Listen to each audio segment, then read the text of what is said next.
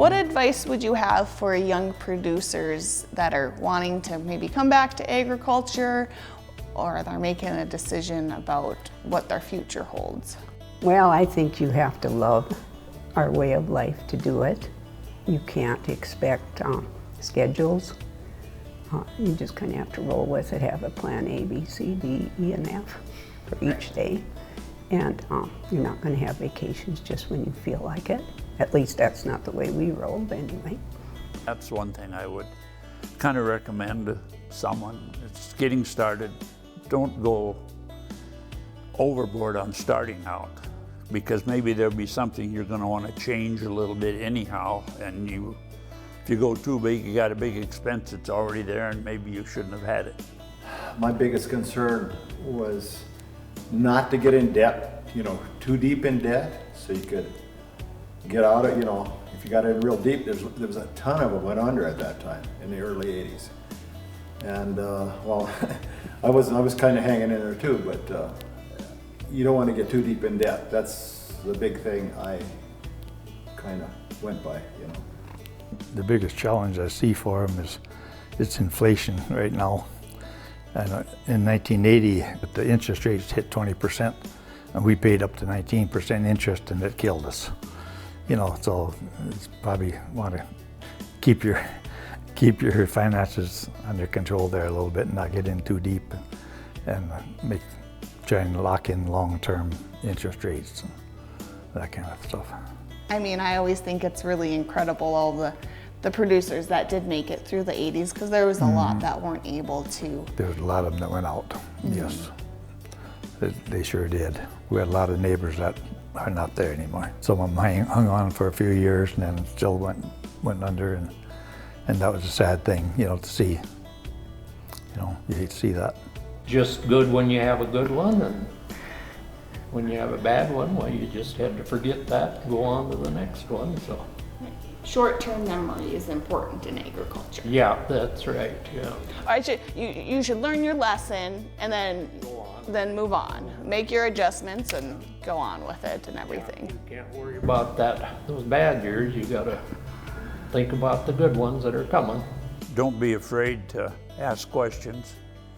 Listen, observe older people doing things too. Plus, times have changed, and we've got to accept that and go ahead with it. But at the same time, don't forget, Dad helped you get where you are in the first place. But that's number one. Don't be afraid to check into things at least. I would say technology is the biggest change I've seen in my lifetime, and how it's changed our way of farming, even cattle and everything. The technology has made it a lot different than it was when I started. Well, of course, the computer, I would say, would be the biggest thing, and of course that's included in everything we do or use nowadays. Well, yeah, there's been so many changes. I remember the thing that I probably, with the new technology, well, it wouldn't be new technology, but when you used to harvest, you'd fill your truck, then you had to roll out or pull your tarp back and crawl up on top and get that tarp square on the load, and then get off and tie it down. Then they came out with this roll top tarp. That's the thing that I think I enjoyed most of all of the new technology. I love it. So I love simple. And yet it took that long. I think it was back in probably late 70s before they came out with that roll tarp. And it was just so nice. You could get out and roll it up. And so much easier. I think that I enjoyed that more than anything. Probably was, we used to summer fallow half, and I got sandy soil up there, and I did get an undercutter before I retired because of the blowing. Now it's double cropped, you don't have the blowing. I think that's real positive. Having said that, I think we use a lot of chemical. Do we use too much? So there's a plus and a minus there. But basically keeping the land from blowing, I think, was huge. Going from summer fallowing where we were depleting everything in our soils to now where we're continuous cropping and using cover crops and different things to build the soil back up. And from what I understand, that came about by the improvements in chemicals and fertilizer, and now we're doing the precision farming where we're, you know, treating the different soils the way they need to be treated to produce the most. Summer following to no-till, seeding wheat and barley and oats. That probably stuck in my mind the most, and then the real advance in it that I've noticed, which I'm one of the crookedest drivers in the county I know when it comes to go down a field, is the what do you call it, on the GPS systems on tractors and equipment, and then also the other equipment where you can have equipment that'll tell you if your shafts are turning on what you're using at combine or drills. I couldn't pinpoint a year, I don't think, but one of the things I remember is I have relatives in South Dakota that were actually doing no-till before there was any even started in this area. And they were getting their equipment from Beach at that dealer up there. And that's when I started kind of watching it, and then it slowly moved in here, but I still didn't take a hold of it right away. But then I gradually did, and it definitely changed things for me. I mean, one of the things that really struck me was increasing the bushels per acre that you put on when you were seeding, because you went with more fertilizer, and it took a while for that to soak in up here. Well, there was a lot of that land that should have never been broke up in the first place, and putting it back to grass is a good thing. I think that calving has always been my favorite time of the year. I really, really enjoy it. There's no thrill like finding that calf, or especially a set of twins that are up and doing good. Working with Ross and Marissa has been a real blessing because we work together without a lot of talking or a lot of interaction. We just know what the other person is going to do or what is expected out of the other person. And because I don't know if I can explain how it is for me to work with Ross, and then Ross's daughter, and our connection is a real gift. During calving season, when she would come home from work, she helped me. Anyway, I went out there one time, and there was a cow and a calf. And of course I had a cattle dog, and it was right behind me. And anyway, this cow was a gentle cow, but with the dog behind, she just had her calf. So anyway, I go over there to tag the calf and stuff, and this cow takes me. So, and I mean, it's just rolling me all over the place, and I hear her hollering, shoo, shoo. Well, I didn't have a stick or anything. I didn't expect this. But I had to laugh. I mean, it wasn't funny because it tore my ear down a ways, but I had to laugh because I could hear her saying, shoo, shoo. Well, one of the things that happened with them that I thought was kind of interesting is I went out in the pasture one day, and there was a young cow calving, and the calf was stuck at the hips. And I was going to sneak up on her and help her, you know, and she got up, and there was a creek there, and she swam across the creek. The calf disappeared under the water, and she came out the other side, and then she dropped the calf on the other side, and the calf was still okay. So,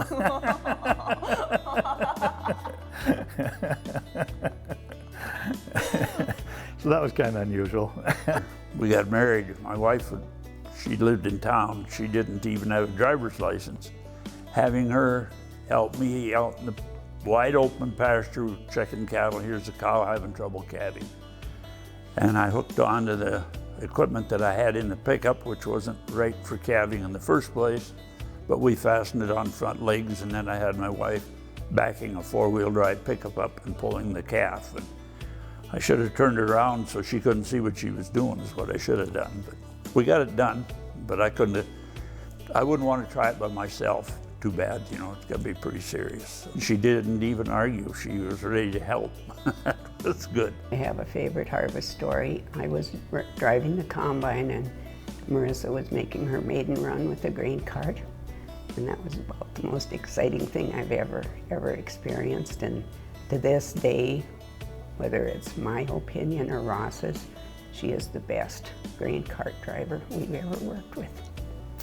It's just a natural, you know, it's, some of us have certain gifts and some of us have others. And that's the secret to everything, is pay attention, yes. Because I worked part of the time with the neighbors. We run 3 machines. He had 2 and I had 1, and they were all the same. And we would park those at night, side by side, so that his hired man would come along with a service pickup and fuel up all 3 combines. The one morning we got there, and the guy in the middle, which was pretty much the boss, he said, "Hey guys, come over here." He was up on top of his combine in the engine compartment. So we went over there, and here, after we'd parked those combines that night, his had caught fire in the engine compartment. And it burned the radiator hose off, and that sprayed and put the fire out. We could have lost 3 combines there, so simple. But after that, we learned, you spread them out, don't put them so close together. That's one thing that really sticks in my mind, is serious. And the other is stupid on my part. We were combining it, and it really sticks in my mind. It was 11 o'clock at night, I come down the field, it was windy, and we were picking up windrows at the time. And my machine, I was in the middle or in front, well, somehow. And I got down to the end of the field, and I turned to come back, and the straw from the other machine was coming right at me. And it was a little hard to see, and I catch myself this late at night, sitting there going in the cab with the dust going by on the outside. I'd had enough for that day. It was time to park. Community coming together, we've got a little church up there, which I keep thinking, are we gonna keep going? It's the last country church in Adams County. And the people basically at the little church really come together well to keep it going, you know. And now we're in the process of putting siding and windows in. And we put steel on, and Jordan had a telehandler. Otherwise, we probably never got the steel on, but we really come together good for that, you know. And if you need help, you know, there's always somebody gonna help. Well, we have to tell the Howard and Bob story. Howard's next, he says, the electrician, the REA people came up to shut the power off because they couldn't do that. And he comes and he looks up and he says, "What are you 2 old guys doing up there?" And Howard says, "Well, we got 150 years experience." They're up taking the shingles off and stuff, so. But now we got the siding and the windows to put in, but let's pull together and get it done. Well, of course, the latest one would be Mitch Miller, and that was great that everybody went and helped him. And we had some other cases like that earlier, and then one of the things that I thought was great is when, after some of the bad storms, people in town, there was a lot of elderly people that couldn't get around, couldn't get their food, you know, and people with snowmobiles went to the grocery store and got stuff for it, took it to them and helped them out that way, and whatever they needed, you know. And everybody really worked together as best they could, you know. And we didn't have any looting or anything like that, like they have in the big cities. People helped each other rather than take advantage of the situation. Well, it's kind of like being married, you know. Sometimes you drive each other crazy, but in the end you pull together. One thing that sticks in my mind, I wasn't old enough to be helping or driving at the time, but I was there. Our neighbors were hauling in hay in the fall, and spark from the tractor ignited a bunch of it and burned down a bunch of hay and his barn. Well, the fire department from, I don't know if Hettinger was involved, but the Reeder Fire Department was. And they got in there and they got everything, saved what they could for hay, busted through with some loaders and pushed the hay back. And then when the fire was all out and everything soaked down, the neighbors all went home, got their trucks and come back, and everything was completely cleaned up, scraped up and loaded. And it was after dark, but I'm not sure what time. Our dads had that whole area cleaned up and ready for the new building to be set up. that kind of sticks in my mind over the years, how they helped one another. You know, we had a fire one time and people came and helped us put it out too. And it's surprising when there's someone's in a bind how people show up from all over. And I'm glad it's that way. What are one of the worst storms that you've been through? Well, in my career, we've had 4 really bad storms where most anything that was outside was dead. You know, 64 was the worst one, and 66 was very, very bad. And we was lucky in them storms. We had everything inside, but in 64 we lost one cow that walked away from the bunch, and she froze her leg way up to her hip, so we had to destroy her. But the rest of them stayed in the barn and close there, and so they was all right. But December 14th and 15th, 1964. Okay. It was a beautiful morning. There was huge snowflakes falling down and just picture perfect. We had to come into town because there was a school land leasing, and you either go that day or you don't. So we went into town, everything seemed fine, and then gradually the wind started coming up, and we had loaded the pickup was loaded with feed, and I remember buying a 50-pound bag of potatoes that got thrown on top of that load. And by the time we started heading home, highway was okay. We got to Bucyrus, turned north, and we could barely see the road. So we found our way home by him driving and me telling him which mailbox we went by. And that's how we got home. And then I don't remember all the details of what happened that day, but I think he must have gone out and done some things, but the next morning he tried to go out and he couldn't. And luckily he found his way back to the house. And at that time I never realized how dangerous it was or what position we were in. The following morning when things calmed down, he went out, and there was at least one milk cow dead in the stanchion. The few calves we had in the yard were still there. Not so sure what shape they were in, but all our cattle were gone. And because of the storm and the hard drifts and all that, they just drifted away with the storm. And we had borrowed money to buy those cows, but later that next spring we borrowed more money and bought more cows, started again. And then there too, we'd only lived on the place 3 years at that time. So we didn't have trees, we didn't have protection. It was a new homestead that had a house and a barn when we first moved there. By the time the storm came, we did have a few corrals and a few other things, but no trees to speak of. So I guess if I had to say what I was most proud of my farm is the trees. Well, it has to be blizzards. So you get stranded out there, and we only had 1.5 miles to the road, but that was really... The worst storm, I don't know, was 64, 66, and I was looking at the packing plant. I wasn't farming then. It got so cold that the cows froze sitting up. They were just sitting, we got some pictures, they were just sitting and froze.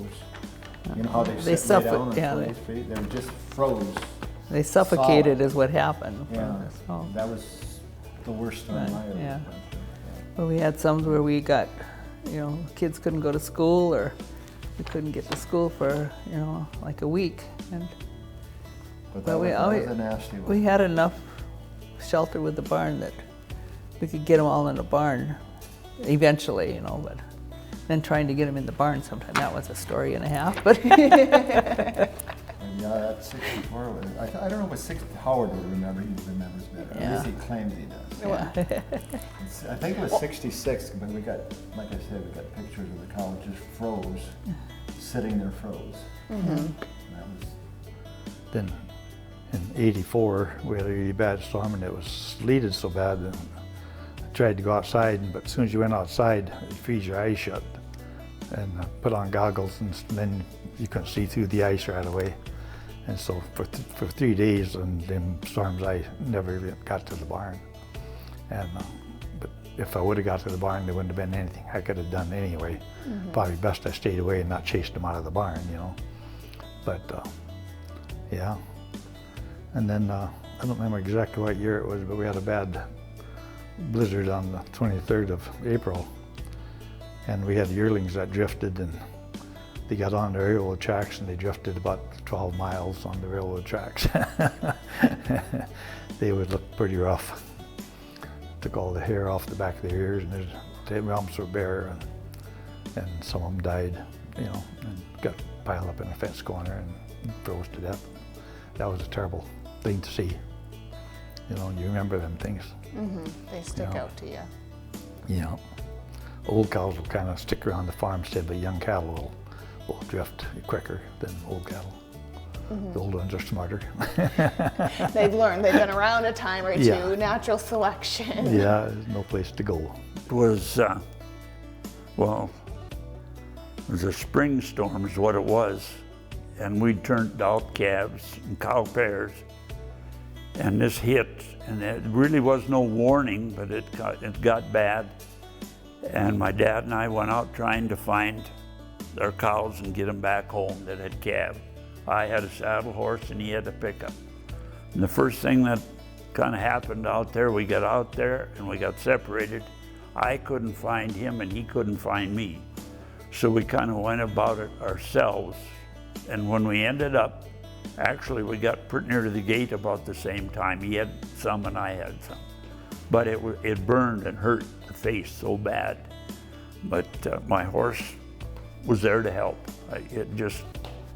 And he was out there. You know, I was worried about my dad to begin with. And then I did hear the pickup, I remember one time, but it was that bad you couldn't see each other. That's what I can remember on that. Yeah, it's a challenge. Right. Agriculture is always a challenge, but that's part of the fun of it too.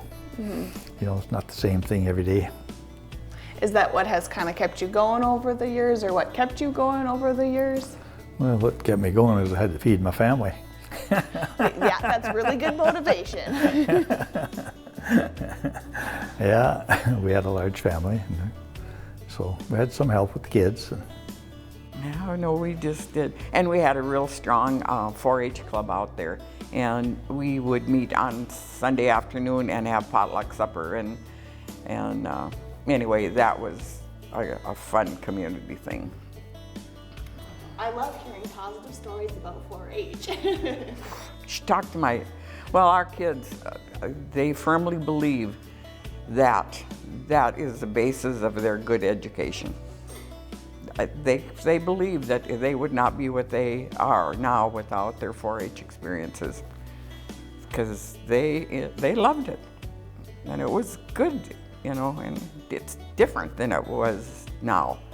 There was, 150 kids in Adams County in 4-H at one time.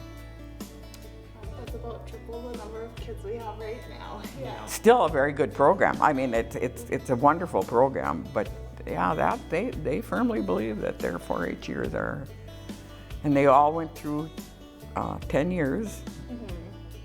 So yeah.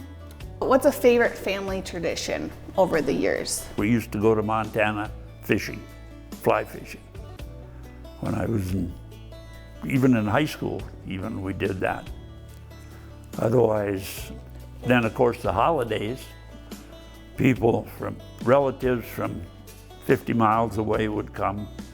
My mother was originally from Lemon, so a lot of relatives from there. And you pick a holiday, some years we'd go that way, and some years they'd come back out to our place.